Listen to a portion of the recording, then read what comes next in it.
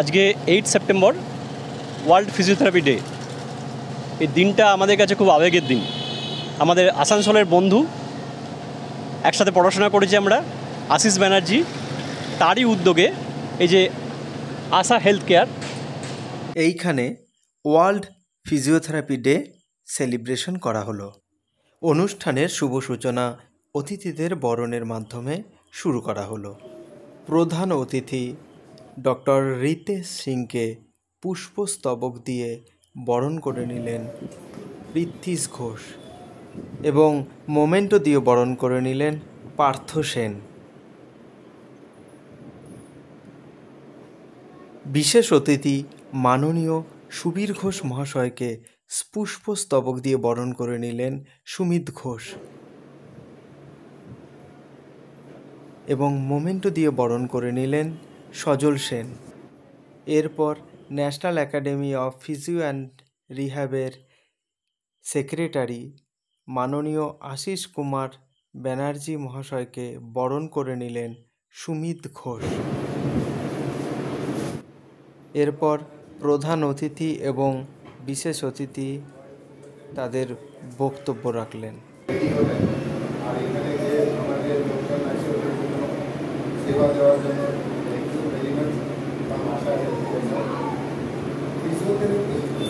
কলকাতা এবং দুর্গাপুর এই জায়গাতে ফিজিওথেরাপি এবং এই বাচ্চাদের রিহ্যাবের জায়গাটা একটা পর্যায় পর্যন্ত আছে। আসানসোল, চিত্তরঞ্জন এই জায়গাটায় আমার মনে হয় একটা ঘাটতি ছিল, খবর আমার কাছে আছে। তো এই ধরনের এরপর বক্তব্য রাখলেন এনএপিআরের সেক্রেটারি আশিস কুমার ব্যানার্জি। বক্তব্য রাখলেন national academy of physio and রিহ্যাবের সভাপতি তথা আজকের সঞ্চালক মাননীয় পার্থ সারথী চট্টোপাধ্যায়। এইখানে একটা ফিজিওথেরাপির ক্যাম্প হলো সারাদিনে, যেখানে আমরা প্রায় 50 থেকে 60টা মতো পেশেন্ট দেখলাম, যার মধ্যে বিশেষ চাহিদা সম্পন্ন শিশু, লো ব্যাক পেন নেওয়া পুরুষ মহিলা এবং অ্যাডহেসিভ ক্যাপসুলাইটিসের পেশেন্ট এবং আরও সিভিএ অনেকগুলো পেশেন্ট আমরা দেখলাম। পেশেন্টগুলোকে দেখার সাথে সাথে তাদের এক্সারসাইজ ডেমনস্ট্রেট করা হলো, তারা অনেকে ভিডিও করে নিল এবং তাদের বাড়ির লক্ষ্য বলে দেওয়া হলো কী করবে এবং কী করবেন না। আমাদের এই চেম্বারের যিনি ওনার ডক্টর রিতেশ সিং, তিনি সর্বতভাবে হেল্প করেছেন এবং তার ভবিষ্যৎ পরিকল্পনা কি, এখানে ফিজিওথেরাপি নিয়ে একটা রিহ্যাবিলিটেশন ক্লিনিক যে তিনি করতে চান, যেখানে চাইল্ড ডেভেলপমেন্টের সঙ্গে সঙ্গে নিউরো অর্থো ফিজিওথেরাপি থাকবে, সেটা উনি আমাদেরকে বলেছেন এবং আমরা সর্বতভাবে এটাকে গ্রহণ করেছি এবং আমরা এই উদ্যোগকে এগিয়ে নিয়ে যেতে চাই। তা এই উদ্যোগে যিনি মূল সারথি আমার বন্ধু আশিস ব্যানার্জি, তাকে দু এক কথা বলতে হলো, তার এক্সপিরিয়েন্স কী এবং কী ভাবছেন তিনি। ধন্যবাদ পার্থ, আমি সবাইকে ধন্যবাদ জানাই আমার এখানে সবাই মিলে এসে সহযোগিতা করার জন্য, এবং ডক্টর রিতেশ সিংকেও আমি পার্সোনালি ধন্যবাদ জানাই। এখানকার যারা স্টাফ আছে সবাইকে আমার ধন্যবাদ, সবাইকে আন্তরিক ধন্যবাদ জানিয়ে আমি বলতে চাই যে আমরা যদি এইভাবে কাজ সবাই মিলে করতে পারি তাহলে একটা বড় কিছু করতে পারবো, এবং বড় চিন্তাভাবনা আমি একা নয়, সবাই মিলে দাঁড়িয়ে থেকে করতে পারার একটা আশা রাখছি।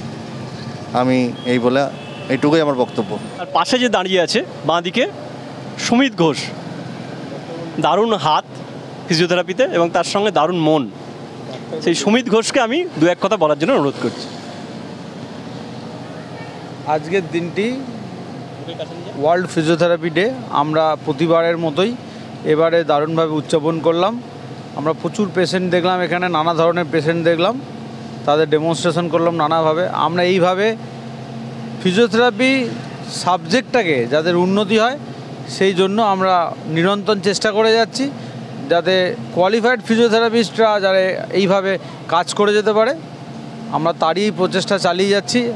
আগামী দিনেও এইভাবে যাব, আশা করি আপনারা সবাই এটা সমর্থন করবেন এবং সঙ্গে থাকবেন। সুমিত ঘোষের চেম্বার উত্তরপাড়াতে, রিহ্যাব। সুমিত ঘোষের পাশে আমার ডান দিকে যে রয়েছে সজল সেন, আপনারা তাকে বিভিন্ন সামাজিক মাধ্যমে দেখে থাকবেন, সুস্থ ফিজিওথেরাপি ক্লিনিক, যেটা কাটোয়াতে। প্রচুর পেশেন্ট দেখেন এবং প্রচুর উদ্যোগে সামিল। তার কাছ থেকে নিরন্তর আমরা শিখি, খুব সহজ সরল মানুষ সেই সজলকে দু এক কথা বলার জন্য অনুরোধ করব। ধন্যবাদ। না, আমি ব্যাপারটা হচ্ছে এখনও শিখছি সবার কাছ থেকে। দাদার নিউরোতে অগাধ জ্ঞান, খুব ভালো কিছু শেখা যায়।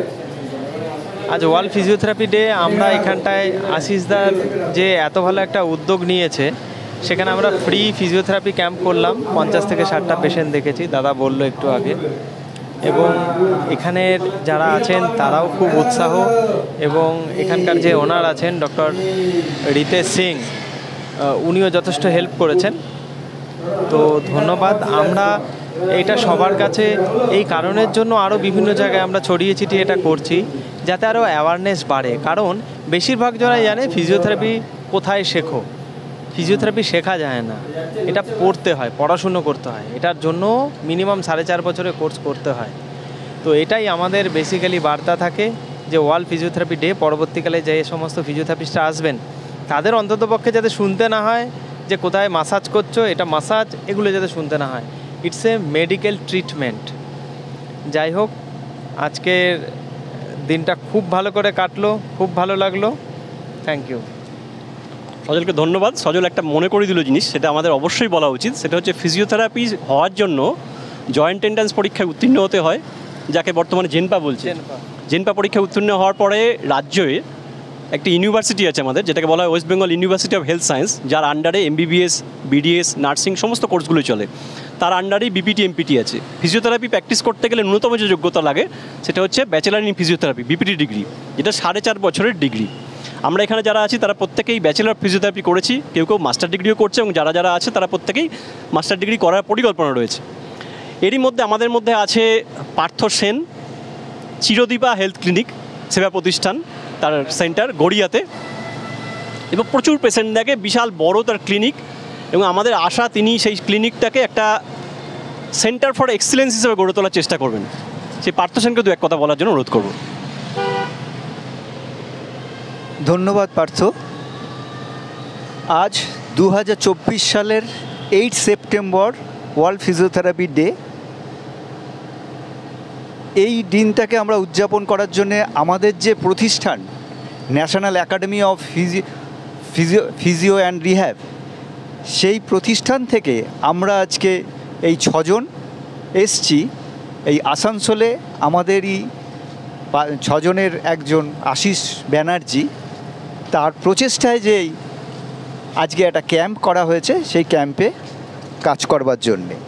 যে কি না, ফ্রিতে আজকে আমরা প্রত্যেকেই এই পেশেন্ট দেখার এবং পেশেন্টকে অ্যাডভাইস করবার জন্যে আমরা আজকে শপথ নিয়েছিলাম, এবং সেটা আজকে এই পর্যন্ত সেটা চললো এবং সম্পূর্ণ হয়েছেন। এবং এই পরিকল্পনাটায় যিনি আমাদের খুব বিশেষভাবে সাহায্য করেছেন, যে পজিশানটা দিয়ে, ডক্টর রিতেশ সিং, সত্যি উনি খুব ভালো মানুষ। ওনার সাথে আলাপ হয়ে ভীষণ মনটা ভরে গেল যে উনি এত ভালো মানুষ, এবং আমাদের সাথে বা পেশেন্টদের উন্নতির জন্য যে চিন্তাভাবনা নিয়েছেন, পেশেন্টদের উপকারের জন্য যে চিন্তাভাবনা নিয়েছেন, সেই চিন্তাভাবনা দেখে আমাদের সত্যি মনটা ভরে গেছে।